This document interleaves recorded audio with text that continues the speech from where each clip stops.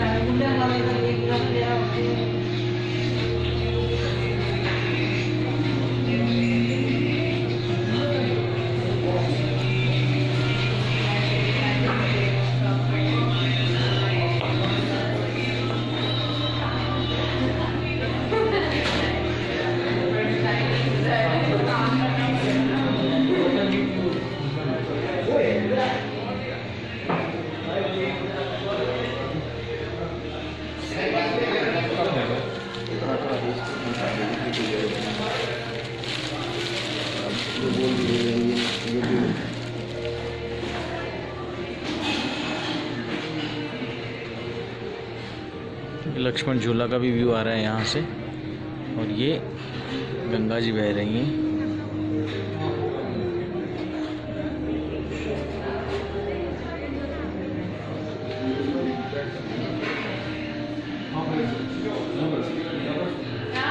ये भी सुंदर है, ये ज़्यादा सुंदर है, साफ सुथरा हो गया सब इसी साफ हो रहा है इसके बाद जो तीखा खा पत्थर से लगा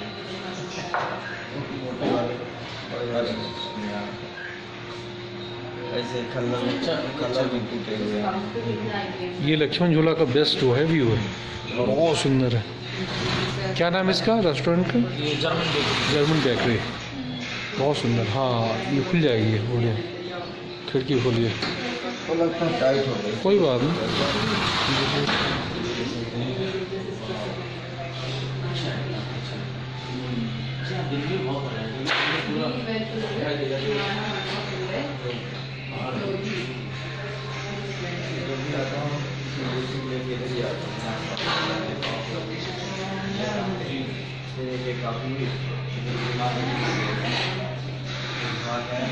काफ़ी कर लिया ना, काफ़ी वॉकिंग कर रहे हैं।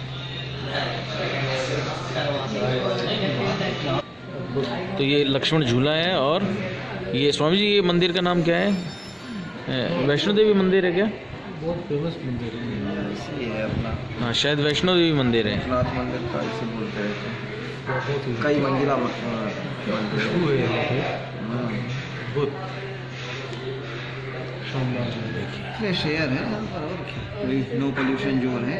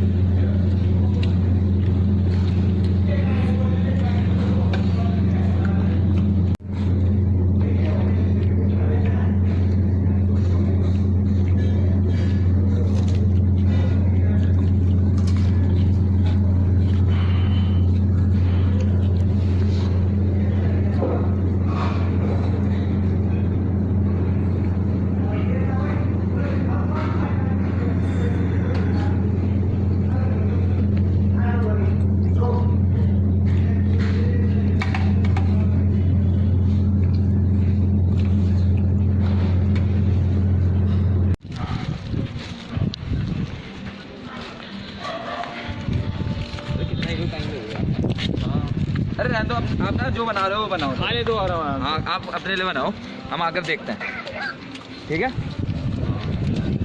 ओके भाई।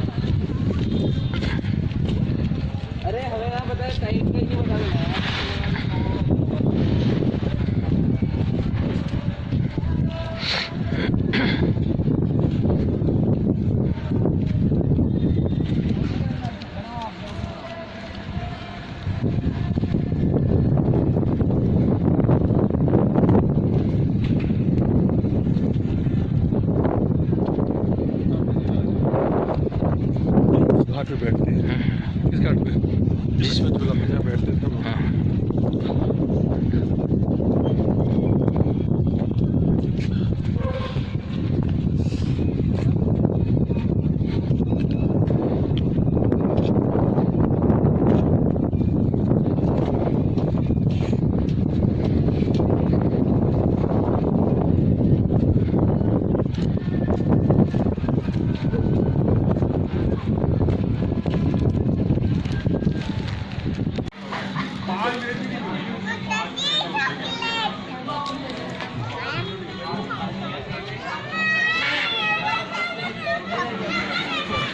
अभी तक तो मैं जगा रहा था साढ़े 4 पौने 5 बजे फिर गए ये भैया के पास अरे उठ जाओ मत आ गए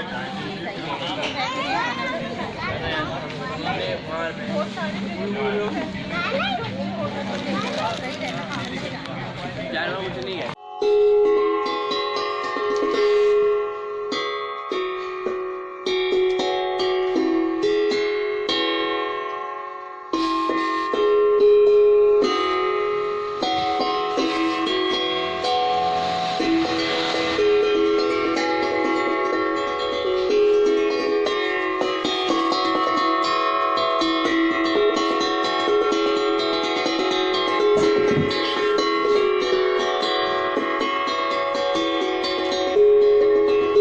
अद्भुत।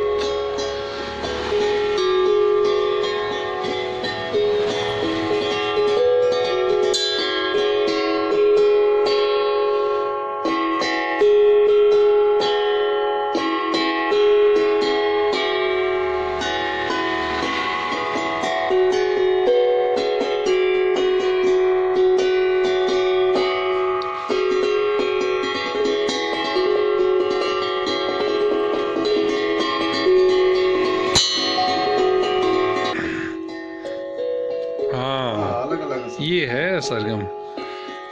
अच्छा,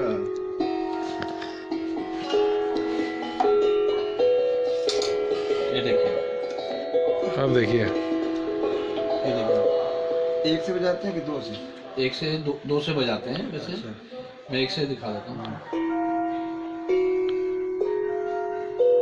वाह, बहुत खूब। पंडित की थोड़ी बहुत समझ होगी वही इसको पिकअप कर सकते हैं। वैसे जो संतूर वाला तो तुरंत बजा लेंगे इसको, है ना? इसको आप एक बार पकड़ में आ गए ना आपके, हाँ। तो आप भी बजा लोगे कोई भी।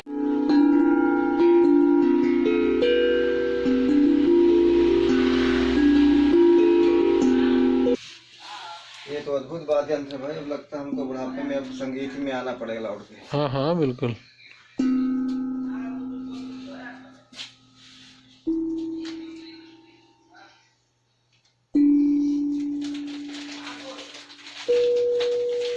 चलो इसी बात में संतरा खाओ थोड़ा सा। आप लोग दिन भर बैठे बैठे हैं।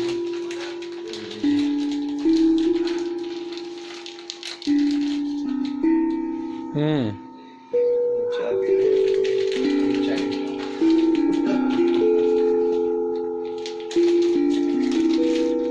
संतरा वाला गट्ठा डाल लेना वो।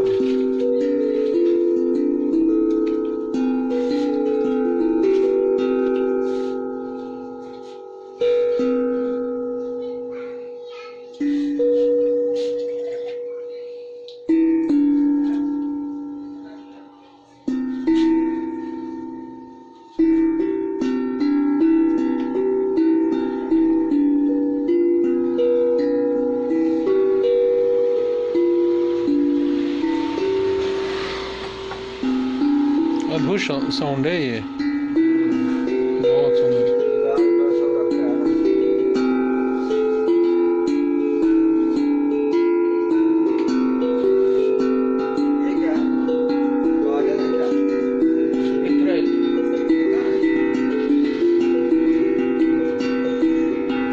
अलग अलग है कि एक ही है? एक में एक ही है। मतलब एक डीजे में एक है।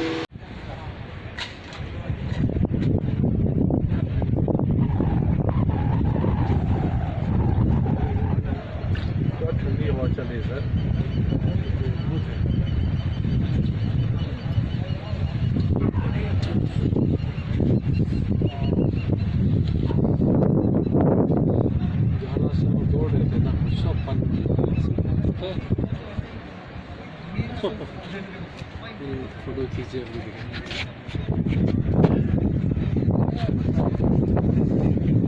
हाँ पानी तो मेला आ जाए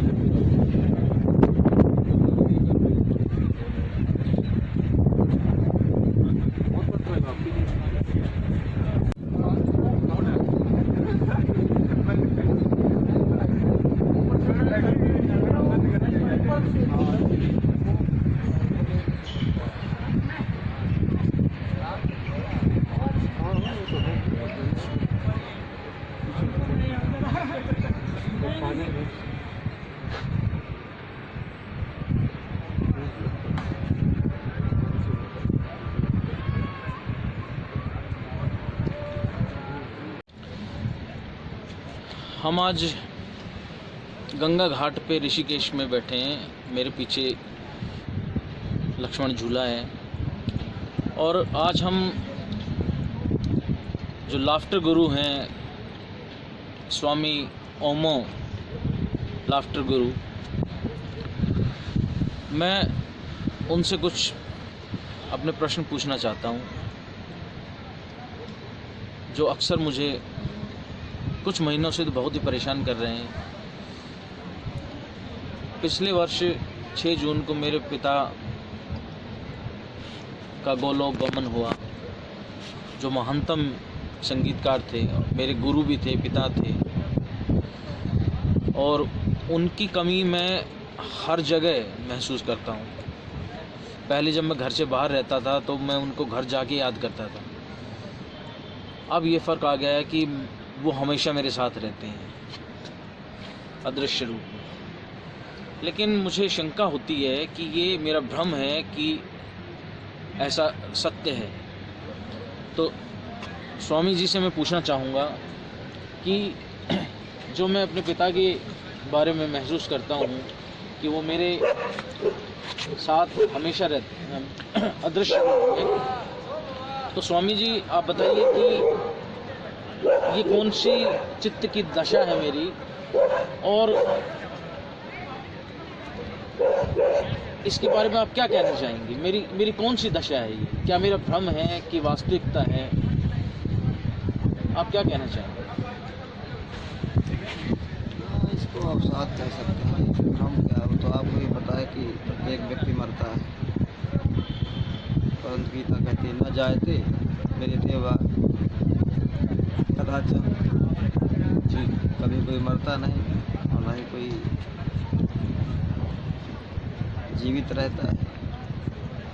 वो तो एक सनातन प्रक्रिया चलती रहती है जिसमें जो है जीवन मरण जीवन मरण जीवन मरण के जैसे गांठें होती हैं जी, जैसे कड़ियाँ होती हैं श्रृंखला में, तो बस उसको उसी रूप में देखना और समझना चाहिए।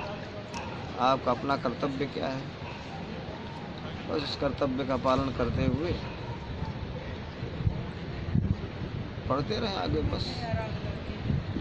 तो स्वामी जी उनकी जो बहुत प्रगाढ़ स्मृतियाँ और प्रेम जो मुझ पे रहा, उसका मैं क्या करूं, उसको मैं किस तरह से लूं अपने जीवन में? इस प्रकार से लें जो उनकी शिक्षाएं रही हैं, जो उनका उपदेश रहा है आपके, जो आदेश रहा है आपके, तो उसी को आप आगे बढ़ाएं। बस आपके बच्चे आपके आदेश और संदेश को आगे बढ़ाएंगे, उनके बच्चे उनके आदेश और संदेश को आगे बढ़ाएंगे। यही सनातन परंपरा है और यही शाश्वत नियम है कि बस हमें आपत्ति नहीं करनी है, हमें विरोध नहीं करना है, हमको इसी परंपरा को निरंतर आगे बढ़ाते रहना है, क्योंकि एक रूपांतरण की अनादि और अनंत ये प्रक्रिया है, चलती रहती। हम जहाँ हैं उस प्रक्रिया में बाधा उत्पन्न न करें। यदि हम बाधा उत्पन्न करते हैं तो हम अपना ही दायित्व निर्वहन करने में कोताही करते हैं, तो वो दंडनीय अपराध भी है, पाप भी है। अपने दायित्व को पहचानते हैं, जितना एक निश्चित काल में हमारा जितना एक नियत दायित्व है उसका हम सम्यक निर्वाह करें। बस यही उस सनातन परंपरा के प्रवाह में हमारा योगदान है, और बस उसी पर हम ध्यान केंद्रित करें और उसी को करते हैं बस। स्वामी जी, मेरा एक और प्रश्न है कि मैं ये जानना चाहता हूँ कि जो संगीत की प्रगाढ़ परंपरा से होकर मैं गुजरा हूँ जी अपने पिता के द्वारा, उन्होंने जो मुझे शिक्षा दी, और जो संगीत के जो बहुत गहरे सुर, मैं उसको कहना चाहूँगा बहुत ही वो उसमें चिपचिपापन है, वो जो मेरी आत्मा से चिपक गए हैं वो स्वर और उनकी स्मृतियाँ, तो उसमें सामंजस्य मैं कैसे करूँ?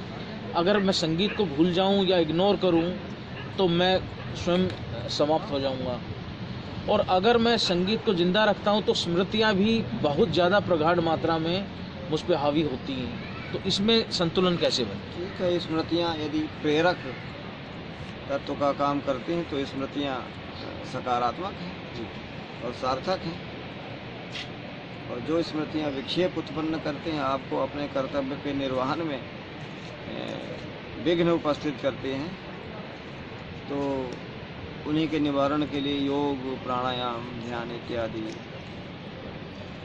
जो शास्त्रों में विधियाँ बताई गई हैं, उपाय बताए गए हैं, उनका अभ्यास करना पड़ता है। तो उससे फिर मन शांत होता है। शांत मन में उचित निर्देश ही निकलते हैं जी। और वही उचित निर्देश आपके पिता के, मनीषियों के, ऋषि मुनियों के, शास्त्रों के उपदेश से अभिन्न होंगे जी। वही तो समझने की बात है जी। ये जो संगीत की बात आप कर रहे हैं, ये संगीत, गीत है, संगीत है, कुछ भी है, ये सब है तो उपद्रव, है तो कोलाहल। इससे परे एक शांति है। वो शांति में हम पहुंचेंगे तभी, जब हम कोलाहल और उपद्रव से गुजरेंगे तभी हम वहाँ पहुँचेंगे जी। इसलिए इस उपद्रव को प्रणाम करते हुए, उपद्रव करते हुए आप विश्रांति को प्राप्त करेंगे। यही हमारी सांस्कृतिक शिक्षा है, यही हमारी आध्यात्मिक उपदेश है, और ये हमारा ऋषि मुनियों का आदेश है और संतों का संदेश है जी। बुजुर्गों का यही, उनकी यही इच्छा है कि इन आदेशों, उपदेशों पर हमारी संततियाँ चलें, आगे बढ़ें और इसको निरंतर इस प्रक्रिया को आरंभ रखें। तो संगीत लक्ष्य नहीं है हमारा, संगीत एक माध्यम है। अनहत नाद जिसको हम बोलते हैं, जहाँ कोई नाद नहीं है, उसके बाद भी वहाँ कोई नाद है, उसके पहले नहत नाद। नहत नाद, अनहत नाद। नहत यानी जो है एक उपद्रव पूर्वक कोलाहल, लयबद्ध या अलयबद्ध। अलयबद्ध उसको उपद्रव कहते हैं, शांत कहते हैं। लयबद्ध उसको संगीत कहते हैं, संतुलित शोर के नाम से। हाँ, लयबद्ध कोलाहल है वो संगीत है। जो लयबद्ध नहीं है, उसमें कोई तालमेल नहीं, कोई संतुलन नहीं, वो उपद्रव। संगीत और उपद्रव में इतना ही अंतर है, और ये अंतर बहुत बड़ा अंतर है। इसको जो समझ लेगा तो फिर वो नियमित और संयमित और लयबद्ध उपद्रव करने लगेगा, और सब लोग ऐसे उपद्रवी हो जाएं तो फिर क्या पहुंचना है जी। फिर तो हमारा लक्ष्य स्पष्ट होगा और सामने, और हमें वहाँ पहुँचने में सुविधा होगी। संगीत की यही भूमिका है। तो स्वामी जी ने अच्छा मार्गदर्शन दिया, और कल से हम काफ़ी बातें कर रहे हैं। जानकी पुल पे भी काफ़ी चर्चा धर्म के ऊपर हुई हमारी। तो स्वामी जी, आप ऐसे ही मार्गदर्शन करते हैं, आपको प्रणाम।